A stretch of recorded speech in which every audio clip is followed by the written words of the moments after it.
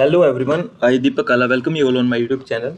और आज हम बात करेंगे रेटिंग एजेंसीज के बारे में। जैसे कि पिछली वीडियो में हमने सीखा कि कंपनी के पास क्या क्या तरीके होते हैं फंड रेज करने के। एक तरीका होता है कंपनी डायरेक्ट बैंक के पास जाकर वहां से लोन ले सकती है। दूसरा तरीका होता है कंपनी शेयर मार्केट में जाकर अपने शेयर्स को बेचकर वहां से फंड रेज कर सकती है। और एक तीसरा तरीका होता है बॉन्ड मार्केट का, आई मीन कंपनी अपने बॉन्ड्स इशू कर सकती है, वहां से कंपनी फंड रेज कर सकती है।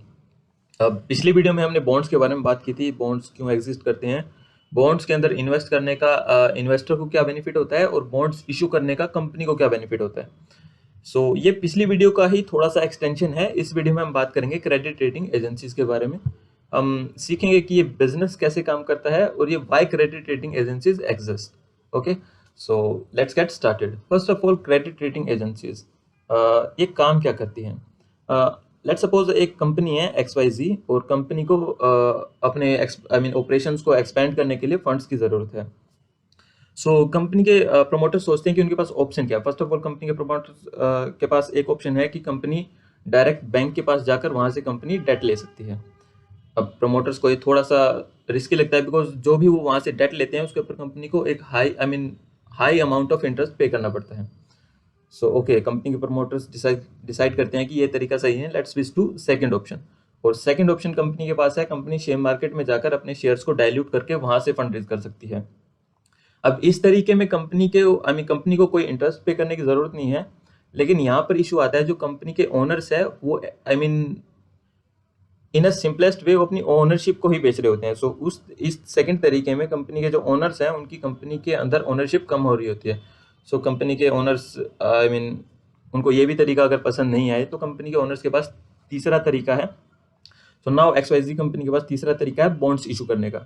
बॉन्ड्स इशू करने में कंपनी को जो डेट के अंदर जितना इंटरेस्ट पे करना पड़ता है उससे थोड़ा सा कम इंटरेस्ट पे करके कंपनी अपने बॉन्ड्स इशू कर सकती है, वहां से फंड रेज कर सकती है।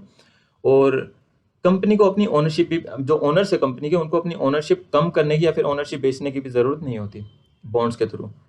So okay, let's suppose XYZ company decide करती है तीसरा तरीका, ओके हम बॉन्ड्स इशू करेंगे और वहां से मार्केट से फंड रेज करेंगे। अब बात आती है, लेट्स सपोज XYZ कंपनी ने अपने बॉन्ड्स इशू कर दिए, वो इन्वेस्टर्स के पास जाती है और बोलती है see these are our bonds, आप हमारे बॉन्ड्स के अंदर इन्वेस्ट कीजिए और जो आपको FD के ऊपर रिटर्न मिल रहा है, लेट्स सपोज FD के ऊपर आपको अभी 5 से 6% के ऊपर रिटर्न मिल रहा है। सो कंपनी ऑफर करती है जितना आपको FD फिक्स डिपॉजिट के ऊपर रिटर्न मिल रहा है उससे हम 1% 2% आपको ज़्यादा रेट ऑफ इंटरेस्ट पे करेंगे if you invest in our bonds. So उस टाइम पे ये इन्वेस्टर्स को कैसे श्योरिटी होगी कि इन्वेस्टर्स जिस कंपनी में इन्वेस्ट कर रहे हैं उसके फाइनेंशियल्स कैसे हैं, या फिर वो कंपनी इन फ्यूचर क्या कंपनी के अंदर इतनी कैपेबिलिटी है जो कंपनी अभी फंड रेज कर रही है वो कंपनी 2 साल या 5 साल जो भी बॉन्ड्स का मेच्योरिटी पीरियड होता है उसके बाद कंपनी इन्वेस्टर्स को जो पैसा उसने रेज किया है वो इंटरेस्ट के साथ पे कर पाएगी या नहीं कर पाएगी, वो हमेशा एक डाउट बना रहता है इन्वेस्टर्स के अंदर। सो उस चीज़ को सोल्व करने के लिए कुछ कंपनीज एग्जिस्ट करती है, उनको हम बोलते हैं credit rating agencies.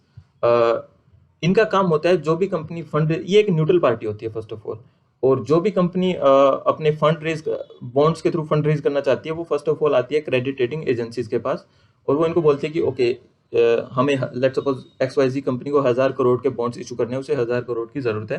So company credit rating agency के पास आएगी, उनको बोलेगी कि ये हमारे फाइनेंशियल्स है, पिछले साल हमने इतना बिजनेस किया या फिर हमें 1000 करोड़ की ज़रूरत है और इस फंड्स को हम फर्दर इस प्रोजेक्ट के अंदर इन्वेस्ट करेंगे और वहाँ से हमारी इन फ्यूचर ग्रोथ एस्पेक्ट्स ऐसे हैं और please rate are bonds. So उस सिनेरियो में जो क्रेडिट रेटिंग एजेंसीज है वो जो कंपनी अपने बॉन्ड्स को रेट करवा रही होती है उससे थोड़ा सा कमीशन लेती है और उस कमीशन के बदले में जो भी बॉन्ड्स होते हैं उसको कंपनी एक न्यूट्रल वे में कंपनी के फाइनेंशियल्स को थोरोली एनालाइज करके उसके बॉन्ड्स को कंपनी एक रेटिंग देती है जो भी कंपनी का फाइनेंशियल सिचुएशन होती है उसके according. Let's suppose XYZ company है, वो रेटिंग एजेंसी के पास गई, उसने अपने जो बॉन्ड्स इशू करवाने हैं उसकी रेटिंग करवाई और कंपनी की rating I BBB, that is a stable rating. अब कंपनी जो रेटिंग एजेंसीज होती है वो अलग अलग तरह से कंपनी के बॉन्ड्स को रेट करती है। कुछ लेट्स सपोज AAA, BBB या फिर C और D तक ये रेटिंग जाती है। D mean default, company is about to default.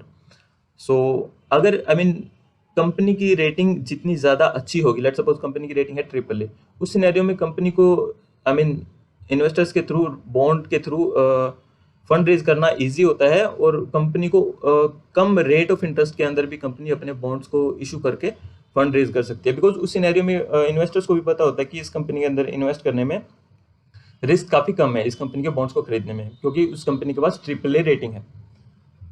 और अगर किसी कंपनी की रेटिंग खराब है, उस सिनेरियो में कंपनी को बॉन्ड्स के थ्रू फंड्स रेज करने में थोड़ी सी प्रॉब्लम होती है, और उस सिनेरियो में जो कंपनी है फंड रेज कर रही होती है, कंपनी को ज़्यादा रेट ऑफ इंटरेस्ट भी इन्वेस्टर्स को ऑफर करना होता है, बिकॉज उस सिनेरियो में इन्वेस्टर्स थोड़ा सा ज़्यादा रिस्क ले रहे होते हैं उस कंपनी के बॉन्ड्स को परचेज करके। So in general credit rating agencies का सिर्फ इतना ही काम होता है कि वो रेटिंग्स, जो भी बॉन्ड्स होते हैं उसको रेट करती है, और जो इन्वेस्टर्स होते हैं, इन्वेस्टर्स को क्रेडिट रेटिंग एजेंसी की जो रेटिंग है उसके थ्रू इन्वेस्टर्स को एक अंदाज़ा लग जाता है कि जिस सिक्योरिटी के अंदर वो इन्वेस्ट कर रहे हैं, जिस एसेट के अंदर, आई मीन जिन बॉन्ड्स के अंदर वो इन्वेस्ट कर रहे हैं, उसकी क्वालिटी कैसी है। सो इसका बेनिफिट दोनों को है। कंपनी को क्रेडिट रेटिंग एजेंसी का बेनिफिट ये होता है, अगर कंपनी के फाइनेंशियल स्ट्रॉन्ग है और उस सिनेरियो में क्रेडिट रेटिंग एजेंसी कंपनी के जो भी बॉन्ड्स है उसको अच्छी रेटिंग देती है, तो कंपनी को कम रेट ऑफ इंटरेस्ट पे कंपनी अपने बॉन्ड्स इशू करके वहाँ से अच्छा फंड रेज कर सकती है। और इन्वेस्टर्स को इसका क्रेडिट रेटिंग एजेंसीज का बेनिफिट होता है कि क्रेडिट रेटिंग एजेंसीज की जो रेटिंग्स होती है उसके थ्रू इन्वेस्टर्स एक अंदाज़ा लगा सकते हैं कि जिस कंपनी के एसेट्स, जिस कंपनी के बॉन्ड्स इन्वेस्टर्स परचेज कर रहे हैं, फिर जिसके बॉन्ड्स में इन्वेस्टर्स इन्वेस्ट कर रहे हैं, उस कंपनी के फाइनेंशियल्स कैसे हैं। Because I mean let's suppose retail investors जो बॉन्ड्स के अंदर इन्वेस्ट करते हैं, उन्हें हर एक कंपनी के फाइनेंशियल्स के बारे में नॉलेज नहीं होती। सो रेटिंग एजेंसी की रेटिंग के थ्रू उन्हें एक आइडिया मिल जाता है कि जिस कंपनी में वो इन्वेस्ट कर रहे हैं वो कैसी है। सो ये है रेटिंग एजेंसीज का business. So that's it from my side guys on rating agencies. और नेक्स्ट वीडियो में हम बात करेंगे एक पर्टिकुलर रेटिंग एजेंसी के बारे में जो इंडियन शेयर मार्केट के अंदर लिस्टेड है। हम देखेंगे उसका बिजनेस मॉडल कैसा है, और जिस वैल्यूएशन पे कंपनी इस टाइम ट्रेड कर रही है क्या वो इन्वेस्टेबल है या नहीं है। और नेक्स्ट वीडियो से पहले गाइज आप सबके लिए एक क्वेश्चन है। पूरे वर्ल्ड का जो क्रेडिट रेटिंग बिजनेस है उसका 95% जो शेयर है वो सिर्फ 3 कंपनीज के पास है। आपको उन 3 कंपनीज का नाम कमेंट सेक्शन में आंसर करना है, और वैसे इसका आंसर मैं आपको दूंगा नेक्स्ट वीडियो में, और इस आंसर को थोड़ा सा एलोबरेट भी करूंगा कि 95% पूरे वर्ल्ड की जो क्रेडिट रेटिंग बिजनेस है उसका सिर्फ 3 कंपनीज के पास ही 95% शेयर क्यों है।